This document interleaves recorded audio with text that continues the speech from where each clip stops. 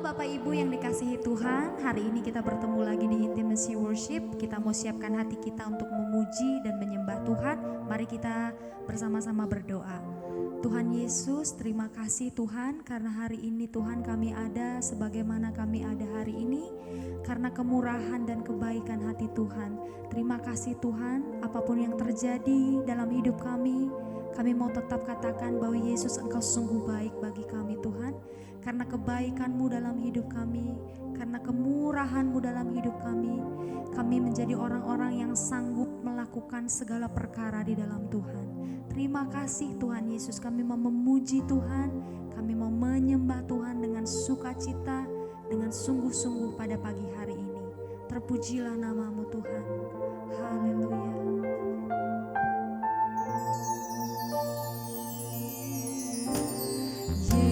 Yesus, Kau sungguh baik. Yesus, nama-Mu indah. Yesus, ku cinta Kau selalu. Ku tinggikan, ku agungkan selamanya. Yesus, amin. Kau sungguh baik. Amin. Yesus, nama-Mu indah. Yesus, ku cinta Kau selalu. Ku tinggikan, ku agungkan selamanya.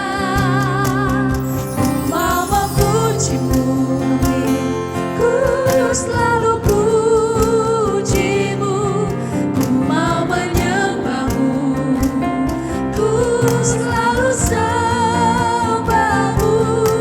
Kau yang layak terima semua pujian, kemuliaan hanya bagi Tuhan. Kemuliaan bagi-Mu Tuhan. Mari sama-sama sembah Dia lebih lagi, katakan Yesus. Yesus, Kau sungguh baik. Yesus, amin. Nama-Mu indah. Yesus, ku cinta Kau selalu. Ku tinggikan, ku agungkan selamanya. Yesus, Yesus, Kau sungguh baik. Yesus, nama-Mu indah. Yesus, kami cinta Kau Tuhan. Amin. Selalu ku tinggikan, ku agungkan selamanya. Ku mau memuji-Mu, amin. Ku selalu puji-Mu, ku mau menyembah-Mu, haleluya. Ku selalu sembah-Mu, Kau yang layak terima semua pujian, kemuliaan hanya bagi Tuhan. Ku mau memuji-Mu, ku selalu puji-Mu, ku mau menyembah-Mu, ku selalu sembah-Mu. Kau yang layak terima semua pujian,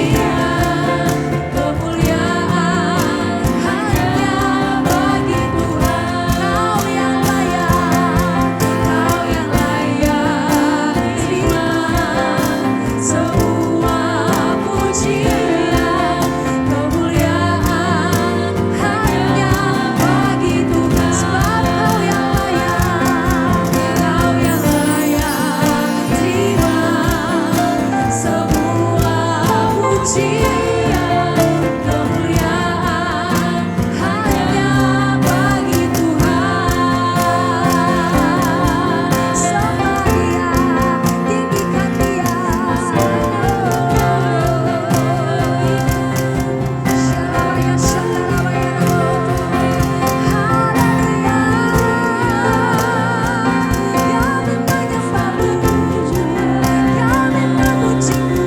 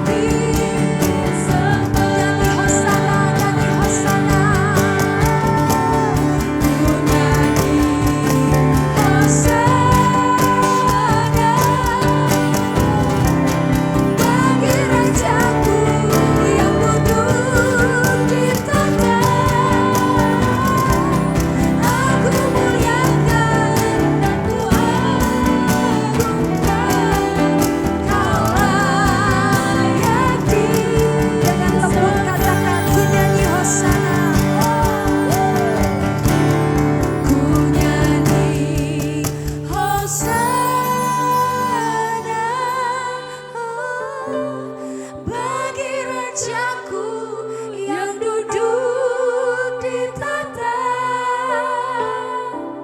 aku muliakan dan ku agungkan, kau layak dengan segenap hati katakan, ku nyanyi Hosana, ku nyanyi Hosana bagi Rajaku yang duduk di tahta, aku muliakan dan ku agungkan, kau layak disembah. Lebih lagi katakan, Hosana bagimu Raja, bagi Rajaku yang duduk, kami agungkan, aku muliakan dan ku haleluya,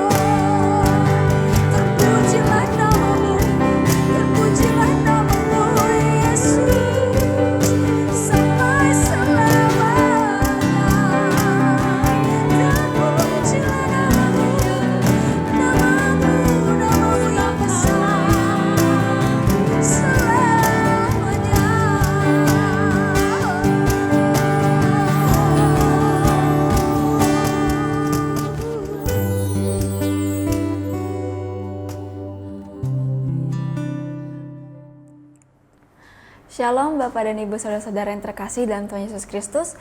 Senang sekali pagi hari ini kita boleh kembali bersama-sama memuji Tuhan dan tiba saatnya kita akan mendengarkan firman Tuhan. Namun sebelum itu mari kita berdoa.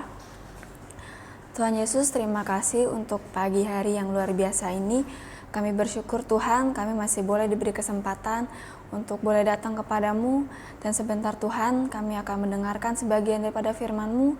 Biar Tuhan memberkati setiap kami, berkati hamba-Mu yang menyampaikan, dan berkati juga setiap orang yang mendengarkan pada pagi hari ini. Terima kasih Tuhan, dalam nama Tuhan Yesus kami sudah berdoa dan mengucap syukur, haleluya, amin. Pada pagi hari ini saya ingin menyampaikan sebuah topik yang menurut saya sangat memberkati hidup saya. Kita pasti udah nggak asing dengan ceritanya Yunus, pasti udah nggak pernah asing. Di sekolah minggu kita pasti sudah pernah mendengarkan, terus mungkin di ibadah-ibadah juga kita pernah mendengar beberapa pengkhotbah yang mengkhotbahkan tentang cerita ini. Nah, di sini saya ingin membagikan sebuah cerita ini. Namun sebelum itu, coba kalau kita renungkan selama hidup kita atau mungkin saat ini apa sih yang lagi kita takutkan, yang lagi kita khawatirkan, yang sedang kita gumuli. Terus mungkin kita berpikir begini loh, kalau misalnya kalau saya ikut Tuhan, katanya saya bisa lebih tahu gitu apa yang akan terjadi ke depan, atau maksudnya saya harus bagaimana, tapi kok ketika saya ikut Tuhan, kok kayaknya hidup saya sepertinya jatuh, kok hidup saya sepertinya kayak stuck aja, nggak bergerak, nggak jalan juga, nggak mundur juga gitu. Nah, dan kita seperti rasanya tuh kayak mau apa ya, bahasanya seperti kita tuh kayak mau lari dari panggilan Tuhan. Nah, karena mungkin terdesak dengan keadaan lingkungan kita, mungkin keluarga atau teman-teman kita, atau bahkan orang-orang yang merasa ya nggak mungkin lah, semuanya tuh dibilang nggak lah, nggak mungkin, udahlah nggak usah gitu-gitu.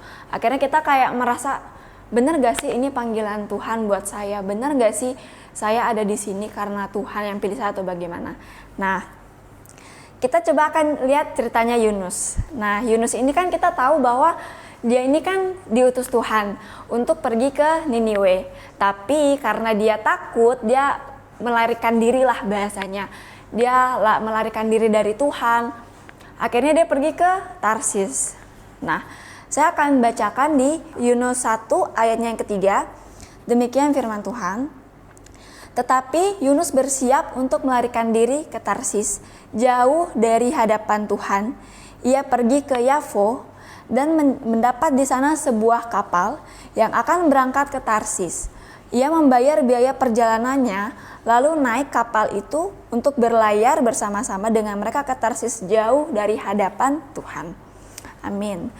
Nah, kalau kita perhatikan, ada kalimat yang diulang secara 2 kali. Nah, kalau menurut saya ketika ada satu paragraf atau satu kalimat, terus ada pengulangan kata di dalamnya, berarti itu adalah pernyataan yang sangat serius gitu. Nah, kalau kita lihat yang diulang itu apa?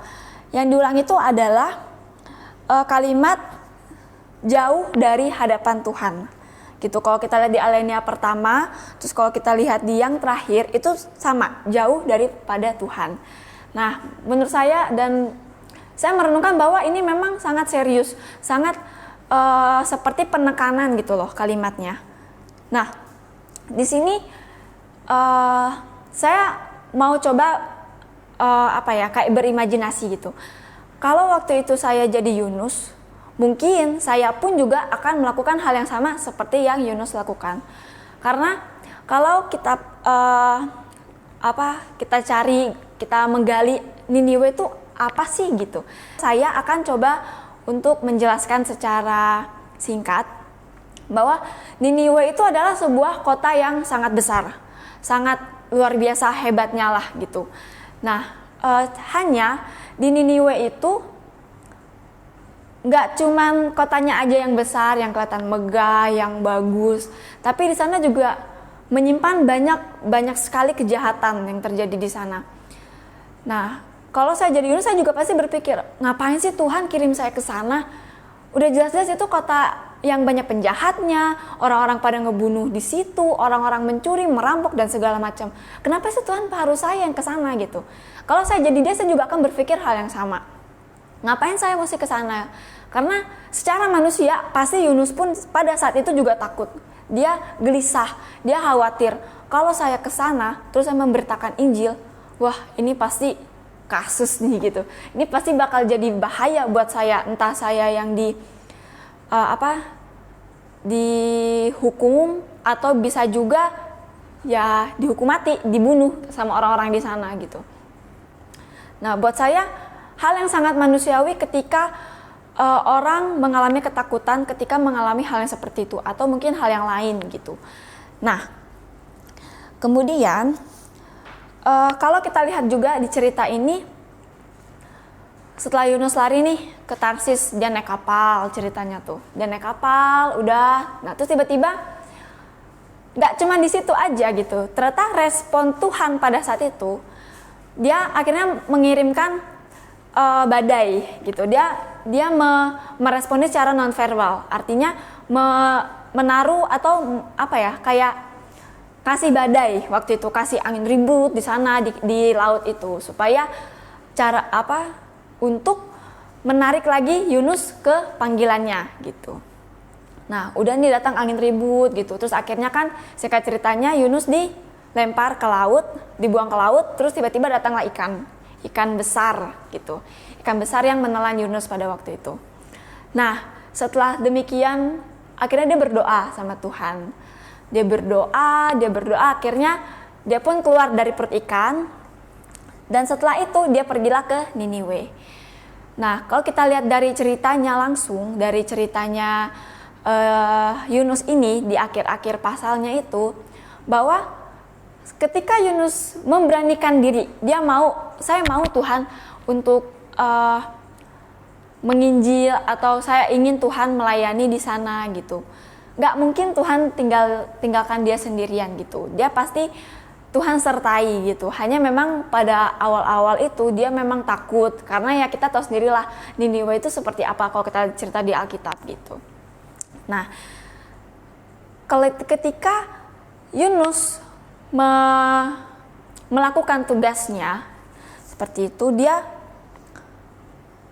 seperti kayak apa ya, mengeluh gitu, ada mengeluhnya, aduh orang-orangnya kayak gini. Kalau saya perhatikan dari ceritanya, saya membayangkan gitu, oh kayaknya Yunus nih ngeluh nih pas dia lagi pelayanan, terus dia tuh kayaknya udah ngeluh duluan sama Tuhan gitu loh, kayak apa namanya, seperti Tuhan aku udah nggak mau lagi, Tuhan kok kayak gini gitu loh, Tuhan kenapa harus seperti ini gitu. Nah, kalau kita lihat di pasal yang keempat, ayatnya yang kedua, demikian firman Tuhan.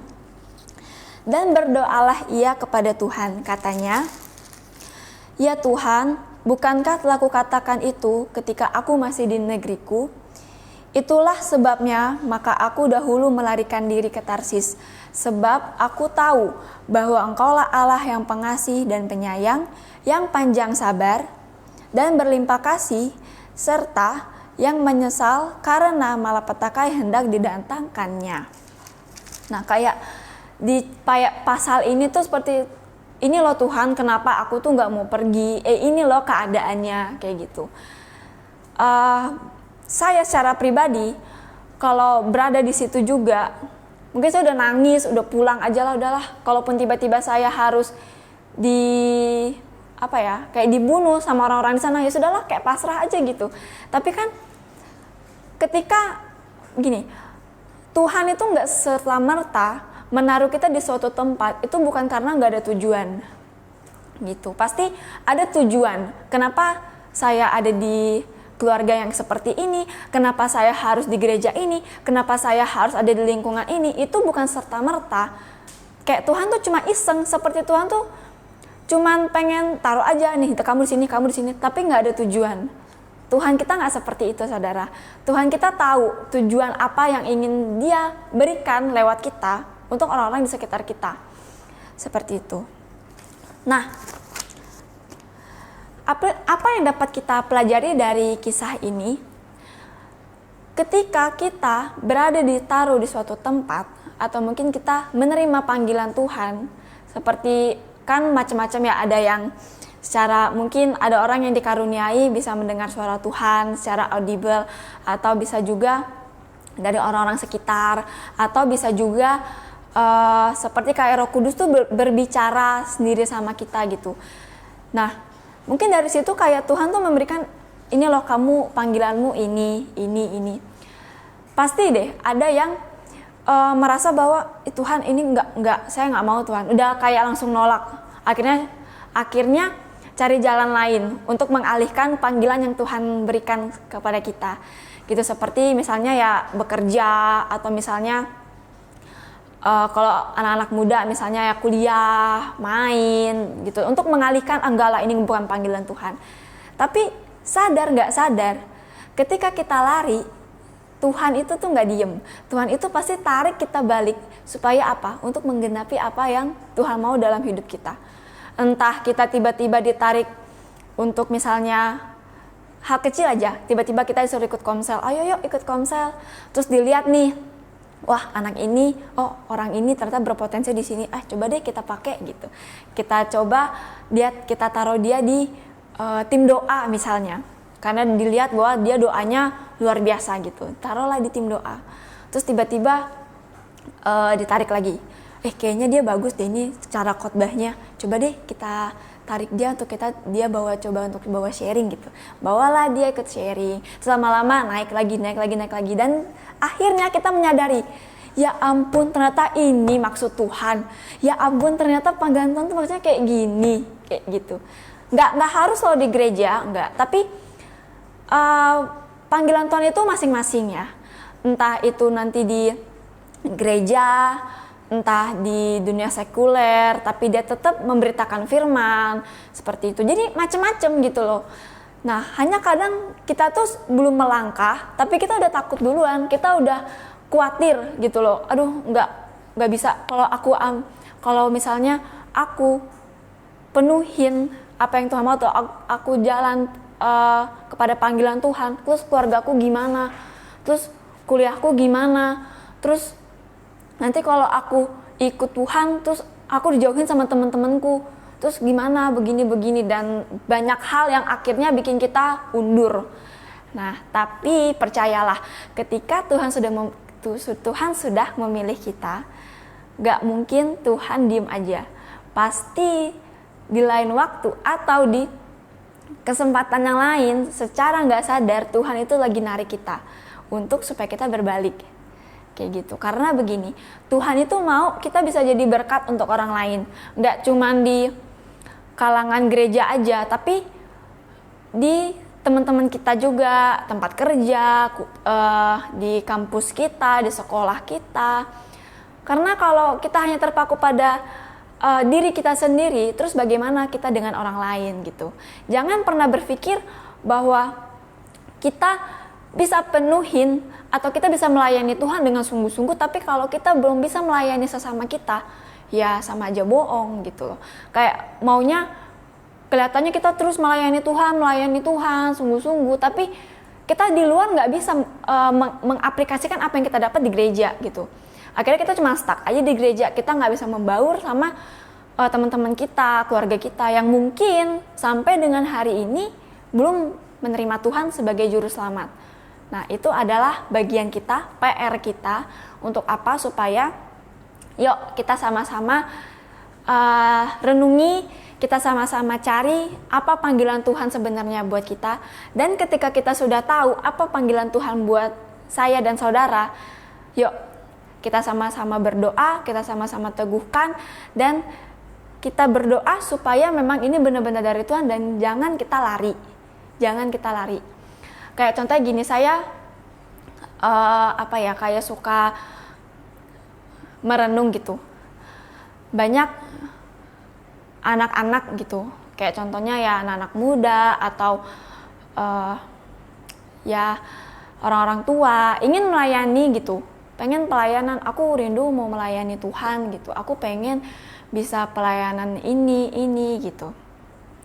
Nah udah nih, taruhlah di gereja, wah hebat, luar biasa, berdoanya bagus, khotbahnya juga keren, terus cara dia bersosialisasi dengan orang gereja pun juga bagus gitu. Tapi ketika dia diutus gitu, saya utus kamu untuk pelayanan di sini ya, misalnya di desa yang jauh dari peradaban, kayak bener-bener pedalaman, terus susah sinyal gitu. Akhirnya langsung aku nggak mau pelayanan di sana, aku takut, atau bilangnya enggak lah, aku nggak mungkin ditaruh di sana, aku di sini aja udah, kayak gitu. Padahal orang-orang di sana, kalau kita sadari, mereka tuh butuh kita. Hanya terkadang kita terlalu fokus dengan diri kita, mengupgrade diri tanpa kita mengaplikasikan lagi gitu loh ke orang lain gitu. Jadi maunya yaudahlah, aku mau di sini aja pelayanan, aku nggak mau kemana-mana, aku udah nyaman banget di sini, aku nggak mau keluar dan segala macam. Akhirnya kan itu secara nggak langsung seperti lari gitu loh. Udah aku nggak mau, biar yang lain aja, aku takut kalau di luar atau di pedalaman gitu atau di desa-desa kampung, aku nggak berani, aku takut gitu. Akhirnya itu kayak bikin kita jadi seperti ngestak gitu loh. cuma ya udah pelayananmu ya udah di situ aja gitu loh. Kamu nggak bisa mengupgrade diri, ya sudah di sini aja udah bagianmu. Kalau kamu pengen memperbesar kapasitas, ya coba kita keluar, coba kita menjangkau orang-orang yang sampai dengan hari ini aja belum kenal Tuhan, yang mereka sampai dengan hari ini aja masih mencari keselamatan gitu loh. Masa iya sih kita menyimpan keselamatan untuk diri kita sendiri? Kan enggak. Tuhan enggak ngajarin kayak gitu. Justru Tuhan bilang kan, pergilah, jadikanlah semua bangsa muridku. Itu udah paten, udah mutlak, udah nggak bisa diganggu gugat, udah nggak bisa diubah. Itulah bagian kita. Jangan kita malah lari, kita malah pergi kemana, disuruh pergi ke desa, malah pergi ke kota, pergi ke tempat yang enak nih di sini, tempatnya enak, terus banyak teman-teman, terus begini. Ya, terus bagaimana dengan mereka yang mereka juga membutuhkan kita, gitu. Jadi ketika kita dihadapkan sesuatu yang gak enak, yang kita rasa gak nyaman banget buat kita jangan sampai lari dari panggilan Tuhan. Saya gak tahu panggilan apa yang Tuhan kasih buat saudara. Saya gak tahu bagaimana Tuhan bekerja dalam hidup saudara sekalian. Saya gak tahu juga apa yang saudara sedang gumuli, takutin, yang sampai akhirnya bikin seperti mengalihkan panggilan Tuhan gitu. Saya nggak ngerti, tapi satu hal yang saya ingin katakan bahwa ketika Tuhan memilih kita, itu bukan karena Tuhan iseng, tapi memang Tuhan pilih kita karena Dia mau kita menjadi alatnya untuk kita bisa jadi berkat di luar sana, untuk dapat memberitakan kabar baik kepada mereka yang sampai hari ini belum mendengar. Ketika kita berada di posisi seperti itu, kita harus percaya Tuhan itu pasti ada bersama-sama dengan kita. Tuhan pasti menyertai, gak mungkin Tuhan tinggalkan sendirian, dan Tuhan pasti berikan hikmat. Seperti itu. Jadi, hal yang ingin saya tekankan adalah bahwa panggilan Tuhan untuk kita itu gak pernah salah. Percayalah, panggilan Tuhan buat kita itu gak pernah salah. Gitu. Jadi, kalau misalnya ada yang bingung, aku gak tahu panggilan Tuhan buat saya tuh apa, berdoa. Minta Tuhan beri hikmat sama kita, kepada kita semua, supaya kita ngerti apa yang Tuhan mau dalam hidup kita, panggilan yang seperti apa sih yang Tuhan pengen dalam kehidupan kita, yang Tuhan mau dalam diri kita tuh yang seperti bagaimana. Gitu, supaya apa yang Tuhan rencanakan dalam hidup kita, itu boleh tergenapi. Dan berkat itu gak cuman kita aja yang terima, tapi ketika kita menerima berkat tersebut, dan ketika kita mau memberi diri untuk kita mau melayani Tuhan, mereka pun yang kita layani akan terberkati juga dengan pelayanan kita. Seperti itu. Jadi demikianlah firman Tuhan pada pagi hari ini. Kiranya boleh memberkati kita semua, dan tetap teguh dengan panggilan kita kepada Tuhan, dan tetap percaya bahwa apa yang Tuhan taruh dalam hidup kita dan panggilan apa yang Tuhan kasih sama kita itu gak pernah salah. Amin. Mari kita berdoa. Tuhan Yesus, terima kasih untuk pagi hari ini kami boleh mendengarkan firman-Mu. Kami bersyukur Tuhan untuk apa yang boleh kami dengar, dan kami mau Tuhan, apapun yang Tuhan berikan dalam hidup kami, panggilan apapun itu Tuhan, ajar kami untuk kami boleh tetap kuat, ajar kami Tuhan untuk kami boleh meresponi dengan benar panggilan-Mu, dan jangan biarkan kami lari, tapi biarlah kami boleh menjalani panggilan kami bersama dengan Engkau, dan kami mau ketika kami melayani, banyak orang-orang boleh diberkati, dan terlebih lagi mereka boleh mengenal Yesus sebagai Tuhan dan Juru Selamat. Terima kasih Tuhan untuk kebenaran firman-Mu, kiranya boleh berakar, bertumbuh, serta berbuah dalam kehidupan kami. Kami mau berdoa Tuhan untuk bangsa dan negara kami. Kami bersyukur kami boleh menjadi bagian dari bangsa ini. Kami bersyukur kami boleh lahir di bangsa ini, karena kami percaya bukan kebetulan, tapi karena Tuhan memilih kami untuk kami boleh menjadi dampak yang luar biasa bagi bangsa ini. Kami mau berdoa Tuhan untuk setiap pemimpin yang ada, pemerintahan yang ada. Kami berdoa untuk setiap pemimpin dari yang tertinggi hingga yang terendah. Kami berdoa Tuhan, kami percaya bahwa mereka Tuhan pilih karena Tuhan mau mengerjakan sesuatu untuk bangsa ini. Berikan mereka hikmat, berikan mereka akal budi, kesehatan yang lebih daripadamu, sehingga mereka boleh memimpin bangsa ini dengan roh yang takut akan Tuhan.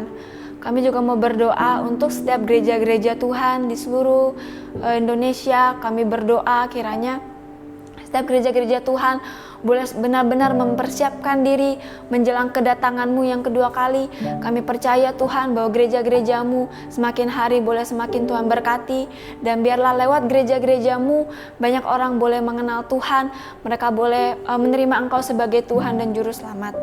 Terima kasih Tuhan. Kami juga mau berdoa untuk setiap orang-orang yang sakit, yang saat ini ada di rumah ataupun di rumah sakit. Kami berdoa kiranya Tuhan boleh menyembuhkan mereka, memberikan mereka kesehatan yang lebih, dan apapun penyakit yang mereka alami, kami percaya Tuhan akan menyembuhkannya. Terima kasih Tuhan. Kami bersyukur untuk pagi hari ini, dan kami akan berdoa menurut apa yang Kau ajarkan. Bapa kami yang di surga, dikuduskanlah nama-Mu, datanglah kerajaan-Mu, jadilah kehendak-Mu di bumi seperti di surga. Berikanlah kami pada hari ini makanan kami yang secukupnya, dan ampunilah kami akan kesalahan kami, seperti kami juga mengampuni orang yang bersalah kepada kami. Dan janganlah membawa kami ke dalam pencobaan, tetapi lepaskanlah kami daripada yang jahat. Karena Engkaulah yang mempunyai kerajaan dan kuasa dan kemuliaan sampai selama-lamanya. Amin. Tuhan Yesus memberkati.